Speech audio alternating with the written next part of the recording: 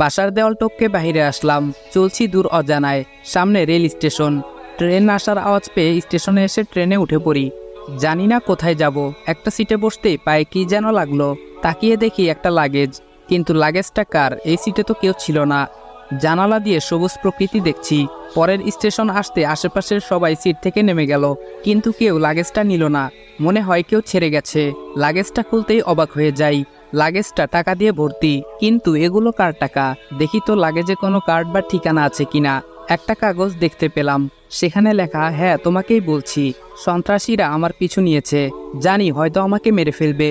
Please টাকাগুলো আমার বাসায় পৌঁছে দিও, নয়তো আমার পরিবার রাস্তায় বসবে। লেখাগুলোর নিচে ঠিকানা দেওয়া। এখন কি করব বুঝতেছি না। এতগুলো টাকাগুলো নিয়ে ঢাকায় চলে আসি। আম্মুর জন্য মনটা কাঁদছে। জানি না আমাকে না পেয়ে আম্মু এখন কি করছে। কাগজে লেখা ওই ঠিকানায় সিএনজি করে যাচ্ছি, আর মনে পড়ছে আম্মুকে। সামনে একটা কার ও পিকআপ মারাত্মক অ্যাক্সিডেন্ট হয়। রক্তাক্ত হয়ে গাড়িতে একজন লোক পড়ে আছে, কিন্তু কেউ এগিয়ে আসছে না। সিএনজিটিকে থামিয়ে দৌড়ে গাড়িটির কাছে গিয়ে লোকটিকে বের করলাম।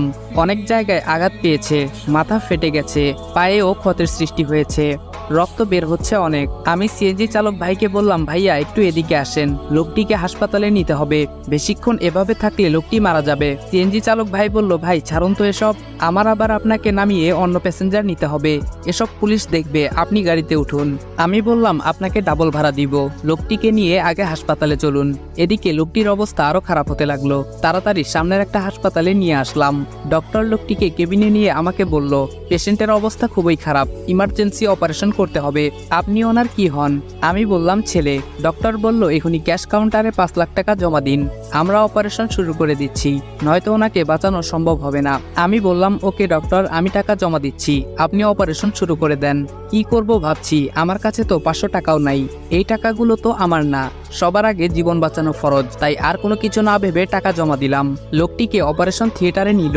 একটু পর নার্স এসে একটা ফোন হাতে ধরিয়ে দিল। নার্স বলল, এই ফোনটা পেশেন্টের কাছে ছিল, আর জরুরি 2 ব্যাগ ও নেগেটিভ রক্তের ব্যবস্থা করুন। আমি বললাম, আমি দিব রক্ত, আমার রক্তের গ্রুপ ও নেগেটিভ। ডক্টর বলল, আপনি তো 1 ব্যাগ দিতে পারবেন, আর 1 ব্যাগ। আমি বললাম, ডক্টর আমার শরীর থেকেই 2 ব্যাগ নিন প্লিজ, তাছাড়া আমি এখন রক্ত কই পাবো, আমার শরীর থেকে নিন প্লিজ। ডক্টর বলল, না এটা কি করে হয়।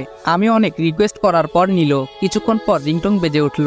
লোকটির ফোনে ফোন দিচ্ছে, রিসিভ করে সালাম দিলাম। অপর সাইড থেকে বলল, কে আপনি? আমার আব্বুর ফোন আপনার কাছে কেন? আমি বললাম, আপনার বাবা অ্যাক্সিডেন্ট করেছেন, হাসপাতালে চলে আসেন। কিছুক্ষণ পর মেয়েটি ও তার মা চলে আসলো। মেয়েটি দেখতে অপসরীর মতো। মেয়েটি বলল, আপনি ফোন রিসিভ করেছিলেন তাই না? আমি বললাম, হ্যাঁ। মেয়েটির মা বলল, ওনাকে এই হসপিটালে কে এনেছে?